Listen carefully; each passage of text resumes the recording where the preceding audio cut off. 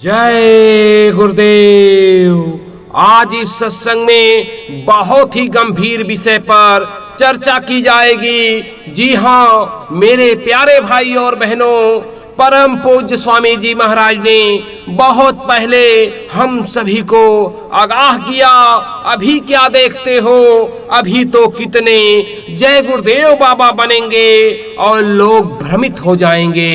जी हाँ, आज इस सत्संग में इस वचन पर थोड़ा प्रकाश डाला जाएगा।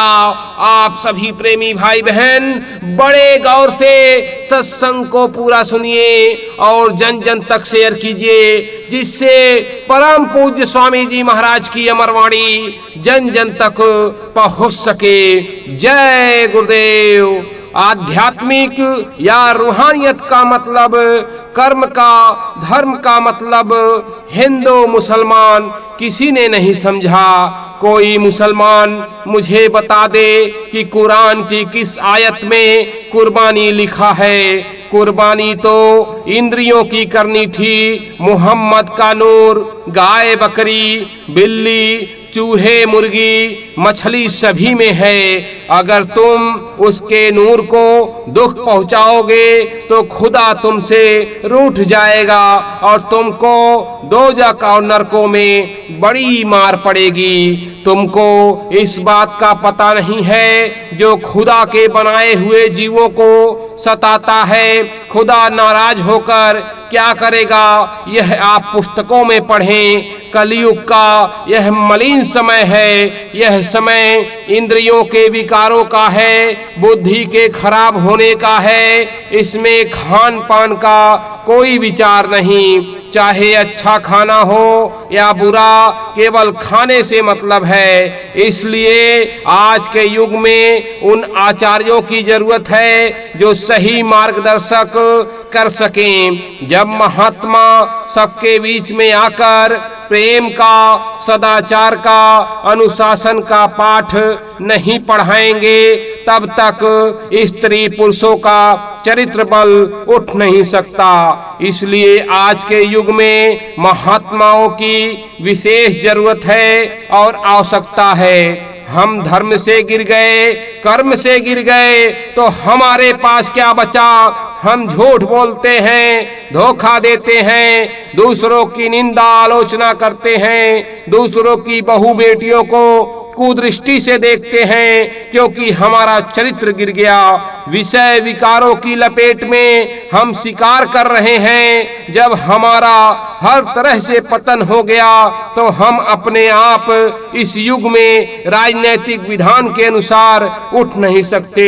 राजनैतिक विधान में प्रेम का प्रचार नहीं है और ना ही बंदोबस्त का प्रचार है।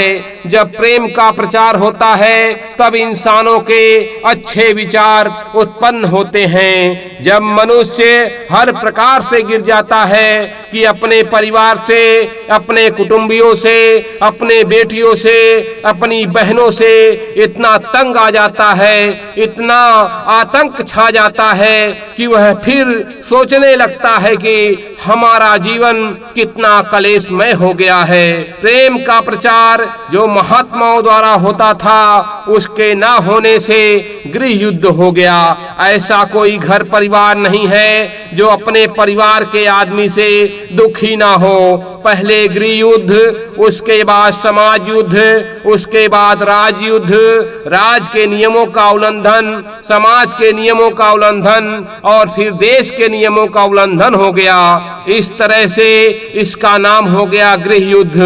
अब बगैर महात्माओं की शिक्षा के ना तो परिवार सुधर सकता है, ना समाज सुधर सकता है और ना ही देश सुधर सकता है। मनुष्य शरीर आपको बड़े भाग्य से मिला है। आपको जानना चाहिए कि यह मानव शरीर परमात्मा की प्राप्ति के लिए मिला है। आप अपने समय को दुनिया के कामों में ही व्यर्थ ना गंवाएं। धीरे धीरे समय जा रहा है और एक दिन वह मालिक अपने लोगों को भेज देगा और कहेगा कि मेरे मकान को खाली करो। बस धड़ाम से यह शरीर जमीन पर गिर जाएगा, लोग इसे उठाकर जला या गाड़ देंगे। तब आपकी जीवात्मा को वह नरकों में यातनाएं देने के लिए भेज देगा, फिर उसमें से निकालकर 84 में डाल देगा।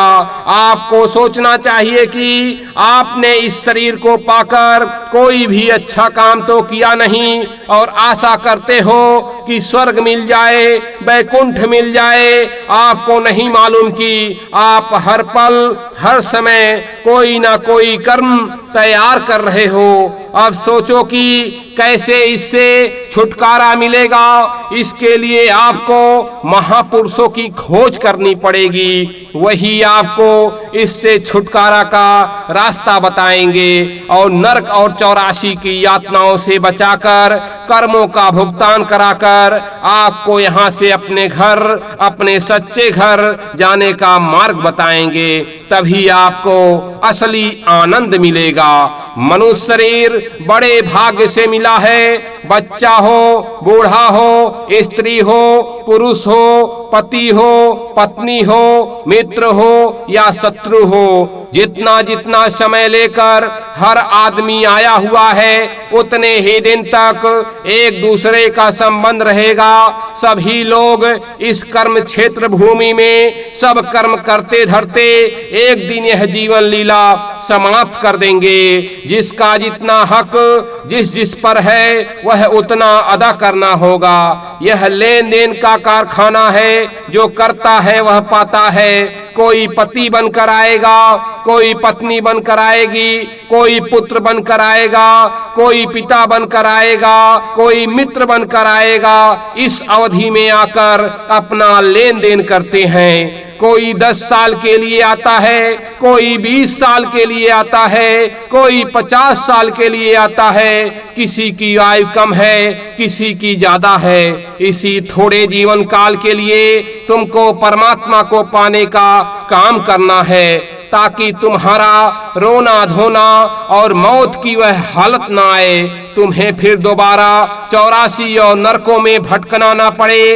तुम साधना के द्वारा मौत पर विजय प्राप्त कर लो, ताकि उसका खौफ ना रहे।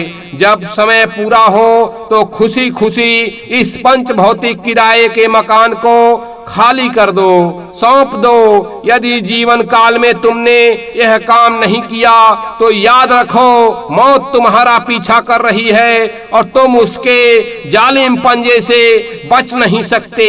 इसलिए तुम महात्माओं के निकट आओ, तब तुम्हारा सभी काम आसान हो जाएगा। सभी सत्संगी स्त्री पुरुष बच्चे साप्ताहिक सत्संग में अवश्य सम्मिलित हों। अपनी सामर्थ्य के बाहर कोई सत्संगी अपना कदम न रखे।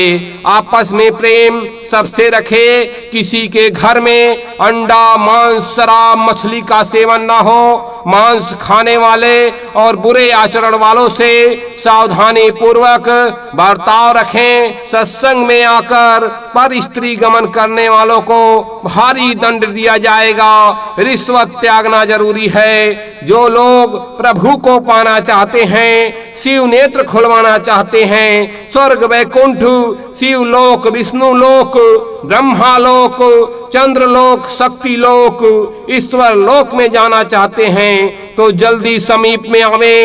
इन लोकों के आनंद को पाकर तुम खुशी से नाच उठोगे और प्रतिदिन शरीर, परिवार और सामाजिक कार्यों से निवृत्त होकर तुम इन्हीं लोकों में आकर रहना पसंद करोगे। जो प्रेमी साधना में लगे हुए हैं उनकी यही हालत प्रतिदिन हो रही है। आगे कितने जय गुरुदेव बाबा बनेंगे।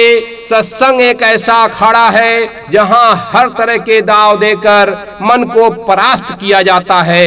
मन को कैसे परास्त किया जा सकता है, इसे महापुरुष ही समझते हैं। किसी भी बाहरी साधन से यह मन काबू में नहीं आता। जब इस पर सत्संग की चोट लगती है तब यह धीरे धीरे इसको शब्द, इसको नाम का रस मिलने लगता है। तब कहीं जाकर यह काबू में आता है। यह मन काल का वकील है और जीव को हरदम बहकाता रहता है। जीवों को बहकाने के अनेकों रास्ते हैं। अभी क्या देखते हो, अभी तो कितने जय गुरुदेव बाबा बनेंगे और लोग भ्रमित हो जाएंगे। जो नकल करेगा वह मार खाएगा। इसीलिए सब लोग संभले रहें, पहले से आगाह कर देना मेरा काम है, ताकि आगे कह ना सको। जय गुरुदेव। सभी प्रेमी भाई बहन आज के इस सत्संग को जन जन तक शेयर कीजिए, जिससे परम पूज्य स्वामी जी महाराज की अमरवाणी लोगों तक पहुंच सके। जय गुरुदेव।